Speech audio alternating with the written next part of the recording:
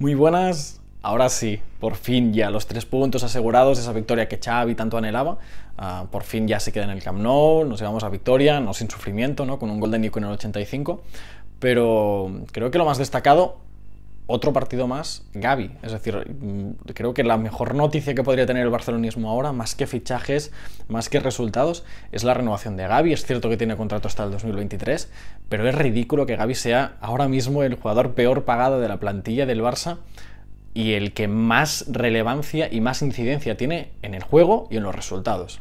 Digamos, hoy se ha ganado gracias a él, no solo por su gol, que obviamente ha contribuido, sino porque de él ha dependido el ritmo del partido. Es decir, el Barça ha vuelto a jugar a lo que Gavi quería.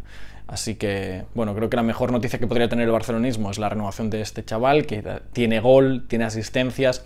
El día del Sadar nos sorprendió jugando de lateral en fase defensiva. Hoy, para seguramente que estuviera más liberado, Xavi ha decidido introducir a Jordi Alba y el jugador del Hospitalet que ha hecho lo que hizo Gavi en el Sadar. Hemos visto a un Jordi Alba por primera vez jugando digamos, ya de manera estructural, en el centro del campo, en fase ofensiva, haciendo un poco lo que hizo Gavi en el Sadar. En fase defensiva se ponía en línea de 4 jugando el lateral izquierdo, pero en fase ofensiva jugaba en el medio del campo. Y realmente la primera mitad ha sido un espectáculo, es decir, la movilidad de Jordi Alba también servía, ¿no?, para ofrecerse al espacio, un poco eso lo que reclamaba Xavi también en rueda de prensa, la movilidad, la posición de los jugadores, que realmente se movieran y ofrecieran alternativas, y al Barça que le ha sido muy fácil encontrar siempre al hombre libre hasta el minuto 60, donde es verdad que después hasta el 70 y pico, 80, quizás hasta la entrada de Nico ha tenido algunos problemas, ¿no?, porque el Elche, seguramente armado de más motivación, ha podido contener mejor al Barcelona. Un Barça que en la primera mitad, digamos que no ha tenido ningún tipo de problema en sacar el balón jugado desde atrás. Los tres centrales estaban muy cómodos, la presión, el Elche presionaba con dos jugadores arriba. Quizá contra el Chelsea hubiese sido diferente el resultado, pero el Elche tenía solo dos jugadores en punta presionando y se hacía ese 3x2, que era fácil, digamos, que el Barça saliera de esa presión. Es cierto que después se complicaba más en el medio del campo, pero también es cierto que el Elche no ha ofrecido en ningún momento tampoco, ¿no?, la sensación de ser un equipo competitivo, al menos en el Camp Nou a día de hoy, ¿no?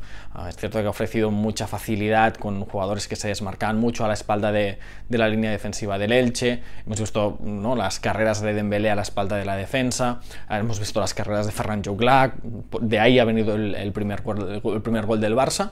Así que, digamos que el escenario ideal, ¿no?, sobre todo la primera mitad, para que el Barça se reencontrara con sí mismo y el estilo que quiere implementar Xavi, pues fuera validado también ya con resultados, ¿no? Una primera mitad, creo que una de las mejores primeras partes que hemos visto en el último año y medio, quizá en los últimos 2 años del Barça, ¿no? En la segunda mitad algo muy parecido, han empezado realmente igual, quizá los primeros minutos un poco dubitativos, pero se han hecho rápidamente con el control del juego. Es cierto que Frenkie de Jong parece que tampoco no es el jugador que nos gustaría, pero es cierto que tampoco no ha destacado para tan mal como en algunos partidos anteriores. Y destacar la incidencia de Ferran Juglac. Lo avanzaba ya el día de ayer, que no me sorprendía que usara a Ferran Juglac por delante de otros jugadores, y así ha sido. Un 9, hace mucho tiempo decía que el Barça no paría un jugador así, y seguramente tiene que ver con que, digamos, su origen viene del Español, ¿no? Así que en la cantera del Español es cierto que se trabaja otro tipo de concepto futbolístico, y las paradojas de la vida ha acabado sirviendo para que el Barça hoy se llevara los 3 puntos con un gol, digamos, que abría la lata en el marcador, y que a la par ha sumado uno de estos 3 goles que han servido para llevarse la victoria. Muchísima movilidad de Ferran Juglac, se ofrecía al espacio, venía a recibir, y después, lo que comenté después del partido frente a Boca, ¿no?, arma la pierna con una facilidad tremenda. Ha tenido varias ocasiones, incluso después del 2-2 ha tenido una incorporación que lamentablemente por la altura de la pelota no ha podido rematar bien y se ha ido por encima del travesaño, pero Ferran Juglac ha tenido, digamos, un protagonismo que creo que él no se hubiese podido imaginar en su debut con el Barça, ¿eh? Así que otra buena noticia, saber que hay un delantero centro como él, que, ¿por qué no?, puede ser importante. Vamos a ver si llegan refuerzos o no en enero, pero puede ser importante lo que queda de temporada, y vamos a ver si también puede ser una erupción de futuro. Ojalá que sí. Y después el Elche, pues que ha sido capaz de meterse en el partido por un error tonto, y el segundo todavía más tonto, ¿no? Es cierto, Marc-André ter Stegen parece que no es el portero que era hace unos años, parece no, está claro que no lo es. Ya no es que no haga paradas decisivas, ¿no? Pero es que a un portero del Barça se le presume que tiene que salvar al equipo en algunos momentos, y no lo hace. Es decir, no ha salvado el equipo en ningún momento esta temporada, y hoy lo hemos vuelto a ver. Es decir, no eran tiros fáciles, pero quizá hubiese podido hacer algo más. El segundo, para mí, el error es clarísimo de Araujo, que seguramente le sale el espíritu de central y olvida su marca a la espalda y se va dentro del área pequeña a defender el centro lateral, y Milla, que remata a placer solo. Ter Stegen viene del primer palo, también difícil de entender la posición de Ter Stegen tan enganchado al primer palo, pero el Elche, que sin hacer prácticamente nada, pues se mete de nuevo en el partido, ¿no? Es aquello que decía y cuando me he equivocado, ¿no? Es decir, ostras, esto mismo con otros equipos que sean un poco más contundentes arriba o que te generen un poquito más, no sé si el Barça es capaz de sostenerlo. Es decir, hoy creo que tenemos que tener buenas sensaciones y ser optimistas, pero enmarquemos el partido en la situación en la que estábamos, para también relativizar un poco estos 3 puntos, que sirvan simplemente para, digamos, reivindicar el proyecto a largo plazo, y que de este modo también, ¿no?, pensemos en que en la Masía, si volvemos a confiar en la Masía, cosa que no se hizo en los últimos años de la Junta de Bartomeu, donde se hicieron fichajes multimillonarios olvidándose por completo de la Masía. Ahora hemos visto que la Masía sí que da buenos resultados, quizás que antes no tenían el espacio para hacerlo, y ahora es cierto, también un poco por obligación, pero han podido explotar, ¿no?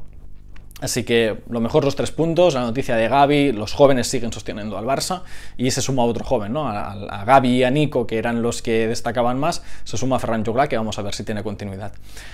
Y después ya destacar, porque seguramente mañana también tendremos trabajo con el referéndum. Hoy hemos visto en el partido de esta mañana, en la goleada del Barça frente al Rayo Vallecano, de nuevo, ¿no?, un par de jugadoras del Rayo Vallecano han tenido que ser atendidas por los servicios médicos del Barça, porque resulta que el Rayo Vallecano en su presupuesto no tiene incluido a un médico que viaje con el equipo.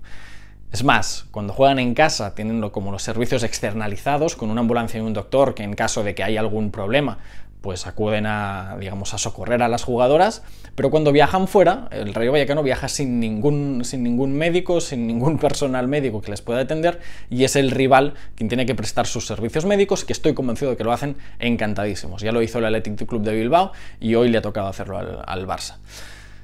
Y para mí el tirón de orejas va para la Federación, va para el CSD, va para todos aquellos estamentos y organismos que se cuelgan las medallitas del fútbol femenino y que celebran que el campeón de Europa esté jugando en la Liga Española y que celebran que el campeón de Europa sea un club de la competición española, pero que después no hacen absolutamente nada para que haya más clubes pudiendo competir ahí.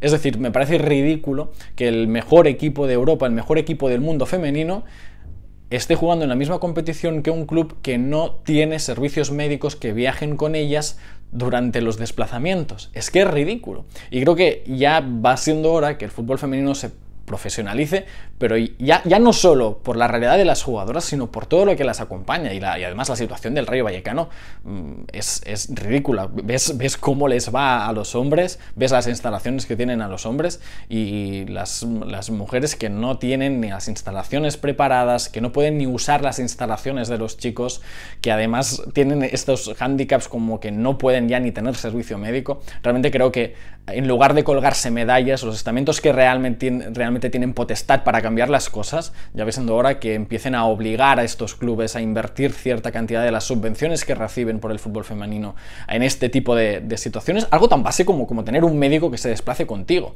Ridículo que después se cuelguen la medalla de que el Barça está jugando en esas ligas, de que el Madrid está jugando en esas ligas, porque si el Barça ha ganado la Champions, está claro que no tiene nada que ver con jugar en la competición española, y tiene mucho que ver con la decisión del Barça de apostar por el fútbol femenino. año. Así que, bueno, tirón de orejas para la Federación, tirón de orejas para el CSD, porque va siendo hora que clubes como el Rayo Vallecano, además con la historia del fútbol femenino que vincula al Rayo Vallecano, estén más cuidados y se respete más. Así que en lugar de colgarse medallas, quizá toca trabajar un poco.